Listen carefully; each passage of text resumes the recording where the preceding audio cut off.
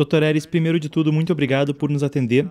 Primeiro, eu queria perguntar qual foi a sua reação e a reação de outras pessoas que acompanham relações internacionais nos Estados Unidos quando souberam da notícia do bloqueio do X.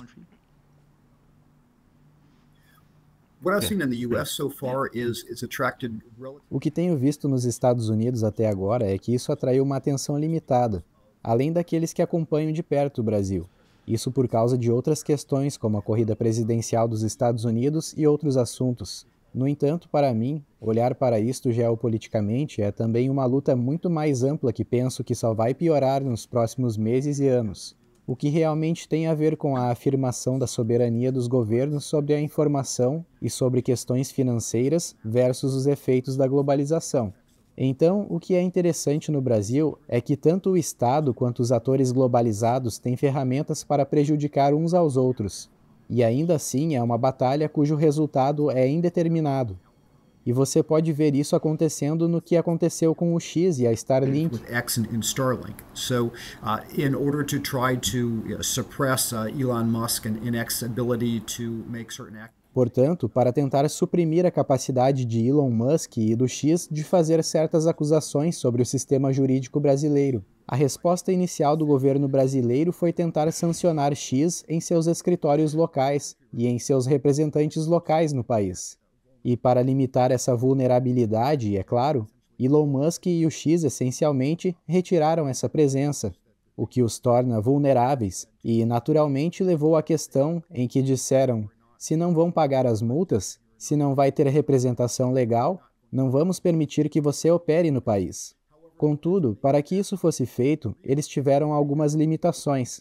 Primeiro, eles tiveram que ir atrás das pessoas, essencialmente criminalizando o uso do X e não apenas do próprio X, através de multas de R$50 mil para aqueles que estavam usando VPNs para contornar restrições de uso no Brasil.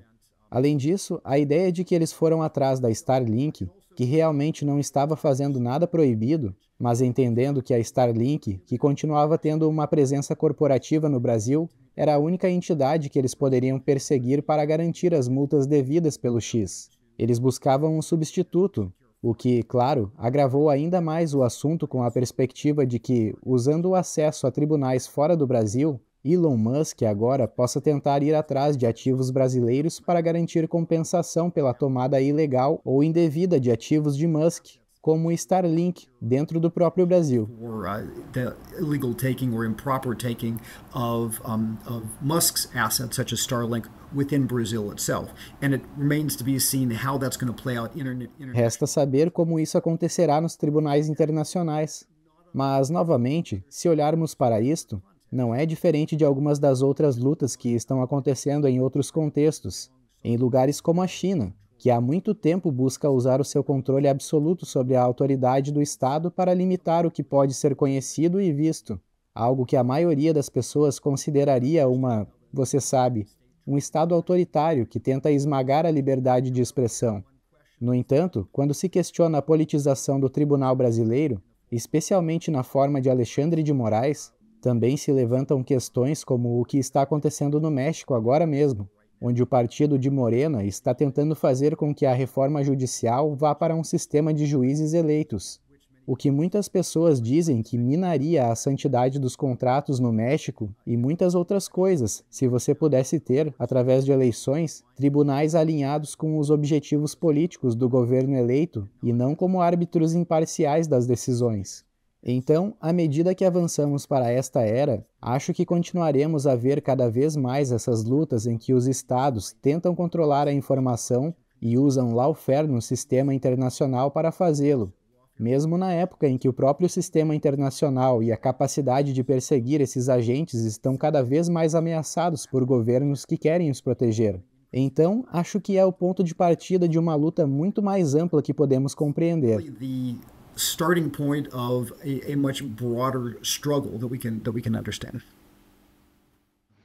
I mean, you talked about a broader struggle, but Bom, você falou de uma luta mais ampla e eu quero entrar nisso na decisão quanto à Starlink, porque Elon Musk nem possui uma participação majoritária da Starlink, ele só tem 42% da empresa. Nenhum outro acionista tem envolvimento nisso. Então, Bom, também abre um precedente, não é? Então, como podemos esperar que isso prejudique ou não os laços econômicos Brasil-Estados Unidos e como isso pode prejudicar investidores interessados no Brasil? Porque sem segurança jurídica, sem um ambiente legal, seguro para investir, como isso pode prejudicar a posição do Brasil internacionalmente?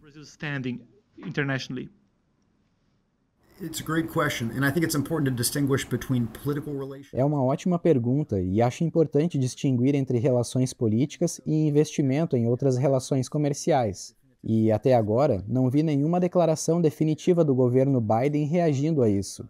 E dado o relacionamento relativamente caloroso que existiu no passado entre os governos Lula atual e anterior e o governo Biden, poderia haver uma relutância em tentar minar as relações sobre esta questão.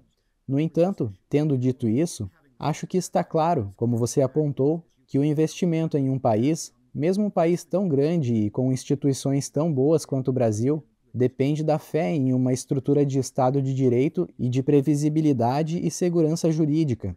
Novamente, algumas dessas questões sobre a natureza da decisão, até mesmo a questão da capacidade de ir atrás do Starlink como um substituto do X, e por qual base legal o governo está tentando anexar os ativos da Starlink a isso, se eles não fizeram nada que esteja diretamente ligado ao X, e no mínimo estão tentando ir atrás deles para o reembolso das multas aplicadas ao X. Algumas dessas ações, mais uma vez, acho que retratam a dificuldade em que o Estado brasileiro se encontra ao tentar impor seu desejo de controlar as informações que fluem pelo Brasil de coisas além do seu controle, como o X ou um sistema de satélites da Starlink. E à medida que tenta fazer isso, as próprias coisas que fazem para afirmar o controle estatal não são muito diferentes do que vimos na Venezuela, na China e em outros lugares que minam a confiança dos investidores no Brasil. E assim, o dilema é até onde vai o interesse do controle estatal, sacrificando a vontade de outros agentes em investir no seu país para alcançar esses resultados. E penso mais uma vez que o governo ainda não descobriu como quer jogar ou até onde quer ir nesse dilema. E acho que isso continuará evoluindo nas próximas semanas e meses.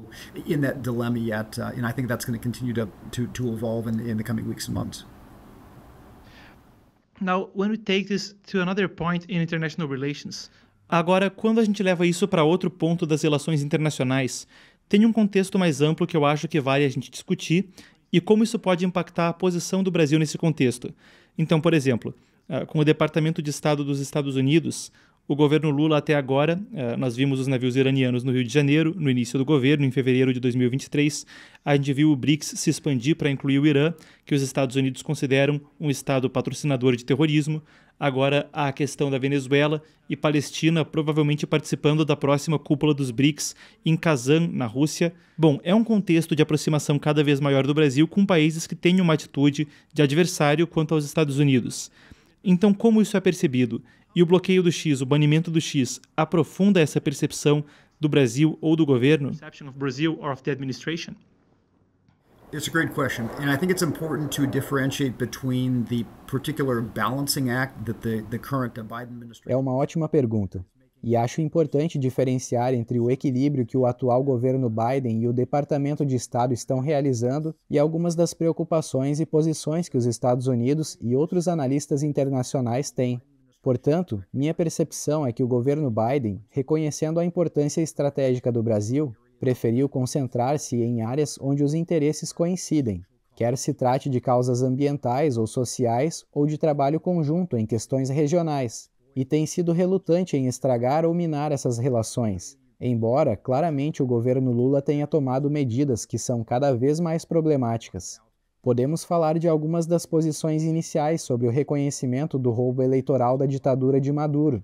Como você destacou, no que diz respeito aos agentes de outros hemisféricos, tivemos a recusa do governo Lula em condenar a invasão da Ucrânia pela Rússia, pelo menos claramente, a vinda de Sergei Lavrov para o Brasil, a permissão do navio de guerra iraniano no porto do Rio de Janeiro. Realmente, é a primeira vez que o Brasil permite que algo assim aconteça.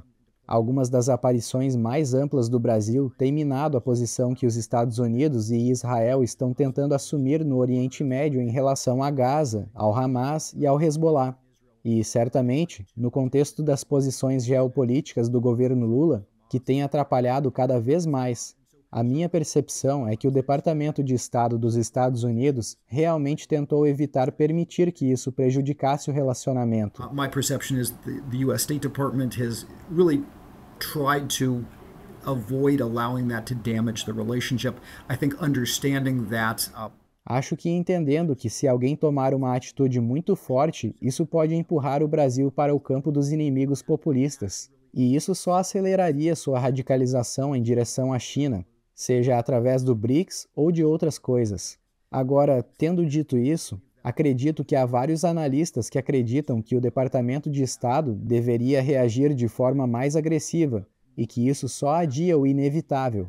E mais uma vez, reconhecendo que as portas abertas ao Irã, ao Hezbollah, a influência da Rússia com visitas como a de Lavrov, com a Venezuela, com a posição ambígua que Lula assumiu, no final das contas, tentar evitar essas dificuldades e não confrontar o Brasil nisso só piora a situação. Mas também, como você ressaltou, o que quer que o governo Biden faça ou deixe de fazer, a percepção atual é de que as decisões judiciais até o Supremo são realmente ditadas pelo PT e pela agenda do atual governo do Brasil. E isso irá minar o interesse de vários investidores importantes em comprometer novos recursos. Talvez isso não cause uma saída do Brasil ao estilo Hugo Chávez e Nicolás Maduro, dado que o Brasil continua tendo instituições funcionais e continua tendo uma posição credível. Mas acho que isso fará com que muitos adotem uma atitude de esperar para ver, e se isso persistir, continuará minando um dos mais importantes impulsionadores do Brasil como mercado. Continue to have a credible position, but I think it will cause many to adopt a wait and see attitude, and if this persists, it will continue to undermine one of the most important drivers of Brazil as a market. Você falou sobre uma situação de esperar para ver, e é algo que eu tenho pensado porque é um momento de esperar para ver em muitas coisas nas relações internacionais. Com as eleições dos Estados Unidos se aproximando, um possível acordo de cessar-fogo em Gaza, que há algum tempo vem sendo elaborado, dizem que vão apresentar em breve e a gente espera para ver o que decorre disso. E também com o Brasil, claro, as eleições municipais e eleições locais. Então, nesse tipo de ambiente, esse ambiente de esperar para ver, onde há muita incerteza de para onde as coisas vão ir, isso pode fomentar agentes que são adversários dos Estados Unidos, como China, etc., ou outros, a promoverem a sua posição no Brasil ou na região da América Latina? Well, clearly there's a cycle, and so the degree to which Bem, claramente há um ciclo. Então, o grau com que o Brasil segue um certo caminho em termos de notável polarização de sua instituição judicial ou da radicalização de seu governo em nível nacional, o qual afasta o investimento e causa um esfriamento no relacionamento. E isso só empurra o Brasil para uma cooperação ainda maior com esses outros adversários para fazer maior uso do fórum expandido dos BRICS e para se voltar mais para a China e, na verdade, para a Rússia e o Irã em áreas como a agricultura. Dito isto, no entanto, não está claro se o oposto de tentar ignorar essas coisas irá melhorar a situação. Penso que, ao mesmo tempo, a longo prazo, a China investe cada vez mais no Brasil. Se olharmos para uma série de setores e para a evolução ao longo dos últimos 10 anos, vemos que ela agora está cada vez mais envolvida na infraestrutura, incluindo em portos como o da Península do Paraguai. Obviamente, continua a aumentar seu relacionamento na soja e na compra de carne bovina brasileira, bem como através de outras áreas, como as telecomunicações, uma presença maior no setor petrolífero, presença até em fintechs, através da Newtek com a propriedade de Jack Ma de uma parte disso. E, francamente, mesmo em áreas como a cooperação militar, onde logo após a posse de Lula, vimos a visita do principal chefe de propaganda da Marinha Chinesa para conversações. Então, acho que há uma tendência para o aprofundamento desse relacionamento que, a menos que um governo tome uma decisão aberta de se afastar, isso só vai piorar. E, francamente, é em todos os níveis também. Nível governamental no estado de São Paulo e especialmente em alguns dos estados do Nordeste, onde é feita uma cooperação mais estreita com a China. E a atração do investimento chinês é muito chamativa e realmente tem menos salvaguardas, pois a China promove aquelas relações pessoais com jantares e viagens de prefeitos e outros para a própria China. Então, eu acho preocupante a direção que o Brasil parece estar tomando e a forma como essa polêmica com o X e a Starlink está se desdobrando. Realmente só acelera o que é um processo um tanto perigoso para um país que tem sido tradicionalmente diverso e tolerante, com instituições fortes e uma governança forte. Accelerates what is a somewhat dangerous process for a company that's traditionally been diverse and tolerant with strong institutions and strong governance. Dr. Eres, muito obrigado, sempre um prazer. Muito obrigado por tomar um tempo para nos atender. Obrigado, é um prazer estar no programa.